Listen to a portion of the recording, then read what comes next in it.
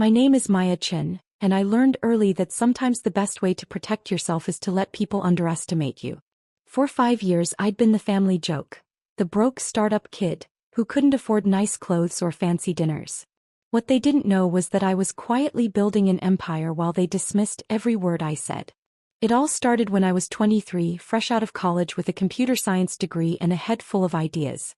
My older sister, Rebecca, had just launched Anderson Tech, a promising software company focused on enterprise solutions. She was 30 then, charismatic, connected, and absolutely convinced she was destined for greatness. Our parents worshipped her. Dad would spend entire dinners talking about Rebecca's latest client acquisition or her appearance at tech conferences. Mom kept a scrapbook of every article mentioning Anderson Tech. Meanwhile, I was working 16-hour days in a cramped apartment, building what would eventually become Cascade AI, a machine learning platform that would revolutionize data analytics for mid-sized businesses.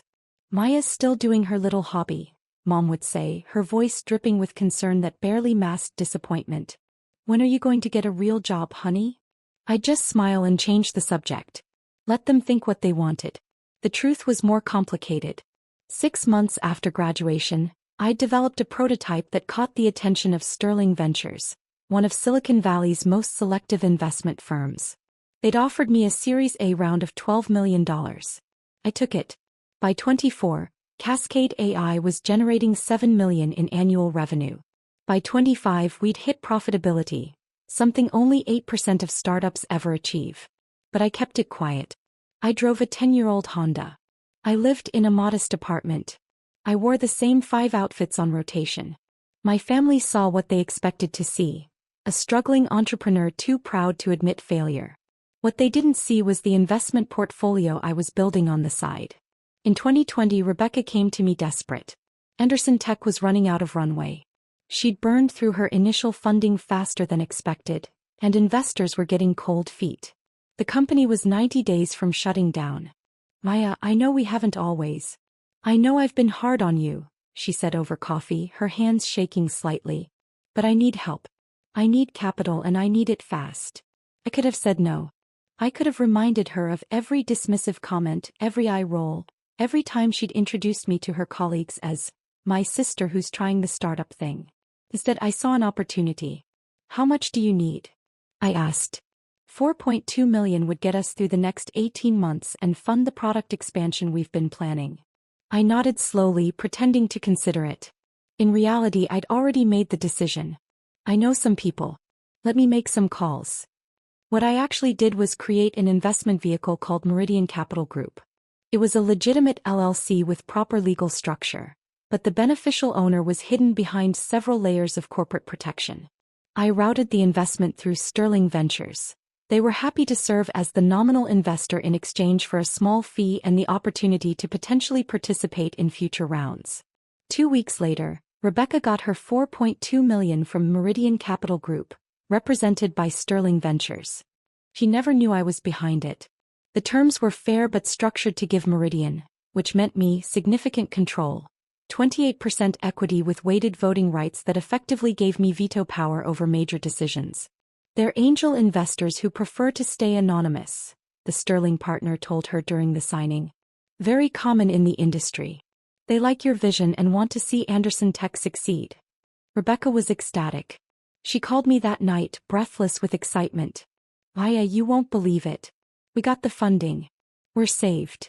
That's amazing, Beck, I said, genuinely happy for her despite everything. I knew someone would see the potential. Yeah, well, they obviously know more about real business than some people, she said, her tone shifting. Not everyone can just throw together an app and hope for the best. I let it slide. I always did. Over the next 3 years, I watched Anderson Tech grow. My investment, my $4.2 million, helped them scale from 15 employees to 60. They landed major contracts with 3 Fortune 500 companies. Revenue went from $800,000 annually to $12 million. Rebecca's face appeared in TechCrunch, Forbes, and Business Insider. She became the darling of the Midwest tech scene. And at every family gathering, she made sure everyone knew about her success.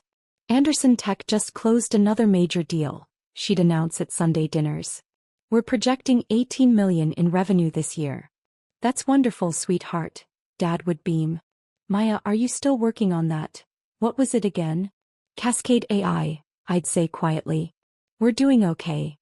Okay isn't great, honey, Mom would sigh. Rebecca's company is thriving. Maybe you should ask her for advice? Or even a job. I'm sure Anderson Tech could use someone with your technical skills. Rebecca would smile, but it never reached her eyes. Maya's a bit too independent for corporate structure, Mom. Some people just aren't cut out for real business growth. What they didn't know was that Cascade AI had just been valued at $85 million in our Series C round. We had 230 employees across 3 offices. We'd been profitable for 3 consecutive years. Forbes had named me to their 30 under 30 list. I'd declined the photo and kept my name off the public version, citing privacy concerns. The industry knew my company, but I'd carefully kept myself out of the spotlight. I had my reasons. Partly, I wanted to build something real without the pressure of family expectations. Partly, I was curious to see how long they'd keep dismissing me. But mostly I was protecting myself. I'd seen what attention did to Rebecca. How it inflated her ego, how it made her mean, how it turned her into someone who needed to be the center of attention at all times. I didn't want that life. I wanted to build, to create, to make something meaningful without the circus. Meanwhile, I continued monitoring Anderson Tech's growth as their silent angel investor. I received quarterly board reports. I attended board meetings via video conference with my camera off, identified only as Meridian Capital representative. I watched Rebecca make presentations, celebrate victories, and occasionally make decisions I disagreed with, but never badly enough to use my veto power. I was proud of what she'd built, even if she'd built it partially on my money and entirely on her dismissal of me. Then came Thanksgiving 2024. Rebecca had insisted on hosting at her new house, a beautiful 4-bedroom colonial she'd bought in an upscale suburb. She spent the entire dinner talking about the house, about Anderson Tech's latest contract, about the vacation home she was considering in Colorado. Real estate is the key to building lasting wealth, she announced, gesturing with her wine glass. That's what separates people who play at business from people who build empires. I was sitting at the far end of the table, Rebecca's seating arrangement not coincidentally, picking at my sweet potatoes and trying to be invisible. Maya, are you still in that tiny apartment downtown? Aunt Linda asked, her concern sounding almost genuine. Yeah, it works for me, I said. Close to the office, affordable. Affordable, Rebecca interrupted with a laugh. That's such a diplomatic way to say cheap. But that's fine, not everyone has the capital for real investment. Uncle James chuckled. How's the app coming along, kiddo? It's not really an app, it's a machine learning platform. While we build real businesses, you play with your little app, Rebecca said, her voice cutting through the room. She smiled, but there was something sharp underneath it. It's cute that you're still trying, Maya. Really. But at some point you have to face reality. Some people are meant to be entrepreneurs and some people are meant to be employees. The table went quiet for a moment, then Dad laughed, that uncomfortable laugh that meant he agreed but didn't want to say it out loud. Mom nodded sympathetically.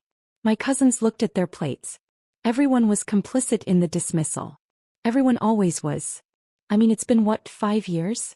Rebecca continued, warming to her theme. How much have you made? Anything? Or are you still just burning through your savings pretending you're building something? I set down my fork carefully. My phone was on my lap, under the table where no one could see. I felt that familiar sensation, the one I always got when Rebecca went too far. It was time. I'm doing fine, I said quietly. Fine isn't thriving, sweetheart, Rebecca said, using the same condescending tone Mom always did. Fine is what you say when you're too embarrassed to admit you're failing. Look, there's no shame in it. Not everyone can handle the pressure of real business. You're smart, you're technical. Maybe it's time to accept that your skills would be better used supporting someone else's vision. Like I said, Anderson Tech is always looking for good developers. That's actually a great idea, Dad jumped in. Maya, maybe Rebecca could bring you on board. Give you some stability, some real income. I appreciate the offer, I said, pulling out my phone, but I'm good. I opened my secure messaging app and typed quickly to my investment manager, David Torres at Sterling Ventures. Withdraw all funding from Anderson Tech, execute immediately. Authorization code, Chin 2024 Theta 7. I hit send. Rebecca was still talking something about health insurance and retirement benefits, but I wasn't listening. I was watching my phone waiting for the confirmation. It came 10 seconds later. Confirmed. Withdrawal initiated. Board notification sent. Legal team standing by. Rebecca's phone buzzed. She glanced at it, frowned, and kept talking. So what do you say, Maya? Want to finally join a real company? Her phone rang. She looked annoyed, checked the screen, and her face changed. It's Gregory, she said, referring to her CEO. I should. Take it, Mom encouraged. Business always comes first. Rebecca answered, her confident smile still in place. Hey Gregory, can this wait? I'm at thanks. She stopped. Her smile faltered. What? Slow down, what are you talking about? The table fell silent, everyone watching Rebecca's face cycle through confusion, concern, and then something close to panic. That's impossible, she said, standing up from the table. Meridian wouldn't. They've been with us for 4 years. They're our biggest. She listened, her face going pale. What do you mean withdrawing? All of it? They can't just. She looked at her phone like it had betrayed her. Gregory, I need to call you back. She hung up and immediately started dialing someone else, her hands shaking. Sweetheart, what's wrong? Dad asked, concerned. It's nothing, Rebecca said, but her voice was tight. Just, there's a situation at work. I need to make some calls. Her next call went to someone else on the board. I could hear her voice rising even though she'd stepped into the kitchen. David, it's Rebecca Anderson. What the hell is going on? I just got a call that Meridian is withdrawing their entire investment. That's $4.2 million. They can't just. I could hear David Torres's calm voice through the phone, too quiet to make out words but clear in tone. Professional, final, non-negotiable. Legal grounds. Rebecca's voice cracked. What legal grounds? We have a contract. They're an angel investor, they're supposed to. She listened and I watched her face crumble. Their investment agreement allows withdrawal with 30 days notice for any reason? That can't be. I need to see the original documents. I need. She stopped talking. Listen. Then very quietly said, who is Meridian Capital Group? Who's actually behind it? I knew what David was telling her. That information was confidential, protected by multiple layers of legal structure, and not available for disclosure. Rebecca came back to the table, her face ashen. She looked at everyone, her perfect Thanksgiving dinner falling apart in real time. I need to go, she said. There's a crisis at the company. I have to. What kind of crisis? Dad demanded. Our primary investor is withdrawing their funding. $4.2 million. It could destroy the company. I thought you were thriving? Mom said, confused. We were. But that money is critical for our operations. Without it, we can't make payroll next month. We can't. She looked at me suddenly, desperately. Maya, you said you know people. You said you made calls when I needed money before. Can you? I can make some calls, I said calmly. But I can't promise anything. Please, she said, and for the first time in years she looked at me like I was a real person. Please. I know I haven't been kind to you. But this is everything. This is my entire life. I nodded slowly. I'll see what I can do. Rebecca grabbed her coat and left, already on the phone with her board chairman. Through the window, I watched her pace in the driveway, her free hand gesturing wildly as she argued with someone about emergency financing options. The rest of dinner was subdued. Dad kept checking his phone for updates from Rebecca. Mom picked at her food, worried. My cousins and aunt and uncle made awkward small talk about anything except Anderson Tech. I excused myself early, claiming I had work to catch up on. No one tried to stop me. The next morning I had a video conference scheduled with the Anderson Tech board. I'd requested it through David Torres, finally ready to reveal myself. I dressed carefully, not in my usual casual startup wear, but in a crisp white button-down and blazer. I set up in my home office, making sure the wall behind me showed my diplomas and awards, including the Forbes 30 Under 30 plaque I'd kept hidden. The board assembled on screen, Rebecca looking exhausted and desperate, Gregory Wu, her COO, Sarah Martinez, the CFO, and 3 other board members including the chairman Walter Prescott. Thank you all for making time on short notice. David Torres began from his office at Sterling Ventures. I've arranged this call to introduce you to the beneficial owner of Meridian Capital Group, who has some things to discuss regarding yesterday's withdrawal notice. Rebecca leaned forward. Please, we need to understand what happened. We've been excellent partners. Our metrics are strong. If there's something we did wrong, let me turn it over to Meridian's principal, David said smoothly. I turned on my camera. The reaction was immediate. Rebecca's mouth fell open. Gregory looked confused. Sarah's eyes went wide with recognition. She was sharp enough to immediately understand what was happening. Hello everyone, I said calmly. My name is Maya Chen and I'm the founder and sole principal of Meridian Capital Group. I'm also the founder and CEO of Cascade AI. And as of 4 years ago, I've been Anderson Tech's primary angel investor. That's not possible, Rebecca whispered. You can't, you're just. Just what? I asked not unkindly. Just a broke startup kid playing with a little app? Walter Prescott recovered first. Miss Chen, we weren't aware of your involvement. The investment came through Sterling Ventures. As my representative, yes. I preferred to remain anonymous. It's not uncommon in angel investing. Why are you withdrawing? Rebecca asked, her voice small. I pulled up a document on my screen and shared it with the call. This is the original investment agreement.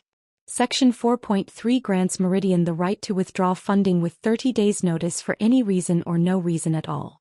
You signed this, Rebecca. Your lawyers reviewed it. But why now? She demanded, some of her old fire returning. We're doing better than ever. We just landed the Branson Industries contract. I know. I read all your board reports. I've been on every board call for 4 years, camera off, identified as the Meridian representative. I paused. I've watched you build something genuinely impressive. You're a talented entrepreneur, Rebecca.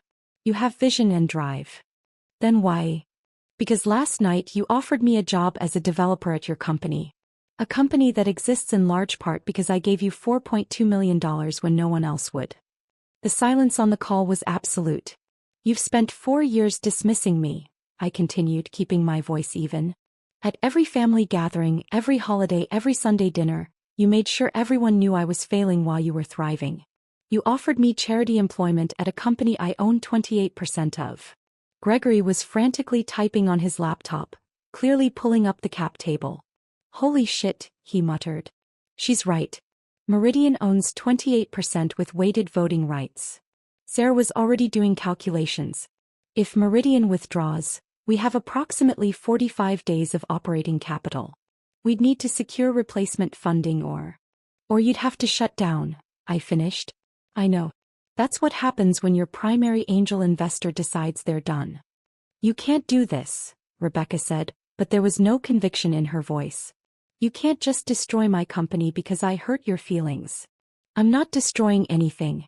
I'm exercising my contractual rights as an investor. You built this company, Rebecca. But you built it with my money and you built it while treating me like I was nothing. Walter cleared his throat. Miss Chen, what would it take for you to reconsider? I'd been thinking about this for 16 hours. I want a full board seat. Not as Meridian Capital. As Maya Chen. I want my name on the documents, my face at the meetings. I want public acknowledgement that I've been your primary investor since 2020. Done, Walter said immediately. I'm not finished. I also want Rebecca to issue a public statement, on Anderson Tech's website and social media, acknowledging me as a founding investor and apologizing for misrepresenting our relationship. Rebecca's face flushed red. You want me to humiliate myself? I want you to tell the truth, I corrected. I'm not asking you to lie or exaggerate, just to publicly acknowledge that your broke startup kid sister saved your company and has been supporting it for 4 years. And if I refuse? I shrugged. Then I withdraw my investment as planned. You have 30 days to find $4.2 million from other sources. Given your current burn rate and the tight funding environment, I'd say your chances are about 15%. Maybe 20 if you're lucky. Rebecca looked at Walter, at Gregory, at Sarah. All the people who depended on Anderson Tech surviving. Then she looked back at me. You've changed, she said quietly. No, I replied. You just never actually looked at me before. Walter stepped in. Miss Chen, your terms are acceptable. We'll draw up the revised board documentation immediately. Rebecca will issue the statement by end of business Monday. In exchange, you'll reinstate your investment. Not exactly, I said and watched Rebecca's face fall again. I'll reinstate $3 million. The other $1.2 million will be converted to a formal loan with market rate interest. Anderson Tech will pay me back over the next 3 years. That's, Rebecca started. Fair, I interrupted. It's actually generous. You get to keep your company. I get to stop being invisible. And you learn that dismissing people has consequences. Sarah was already nodding, running numbers. The loan structure is workable. It'll affect our cash flow but won't cripple us. Then we have a deal, Walter said. Ms. Chen, welcome to the Anderson Tech board. Officially this time. The statement went up on Anderson Tech's website Monday afternoon. Rebecca had fought over every word, but the final version was clear. Anderson Tech is pleased to formally acknowledge Maya Chen, founder and CEO of Cascade AI, as our primary angel investor since 2020. Ms. Chen's $4.2 million investment was critical to our early growth and continued success. We regret any prior mischaracterizations of her role and are honored to have her join our board officially. Rebecca Anderson, CEO. Within an hour it was picked up by TechCrunch. By evening it was trending in tech circles on social media. People were impressed not just by the investment, which was substantial for an angel round, but by the fact that I'd done it anonymously while building my own company. The Cascade AI PR team, who I'd been keeping on a tight leash for years, finally got to do their job. They confirmed the Forbes 30 Under 30 recognition. They revealed our Series C valuation of $85 million. They positioned me as a rare example of a founder who invested in other startups while bootstrapping their own success. My phone exploded with messages. Interview requests. Speaking invitations. Other entrepreneurs asking for investment advice. And one text from Rebecca. We need to talk. We met at a coffee shop halfway between our offices. She looked tired, older somehow. The stress of nearly losing everything had left marks. I'm sorry, she said before I could even sit down. Not just for the statement. For everything. For 5 years of treating you like you were nothing. I sat down, ordered a coffee. Waited. I was jealous, she admitted. You were always smarter than me. Everyone knew it. I got the social skills, the charisma, the ability to work a room. You got the raw intelligence. And I think I spent my whole life trying to prove I was just as smart. That I could build something just as significant. You did build something significant, I said honestly. Anderson Tech is impressive. You should be proud. Built with your money, she said bitterly. Built with investment capital like most startups. The money was just money, Rebecca.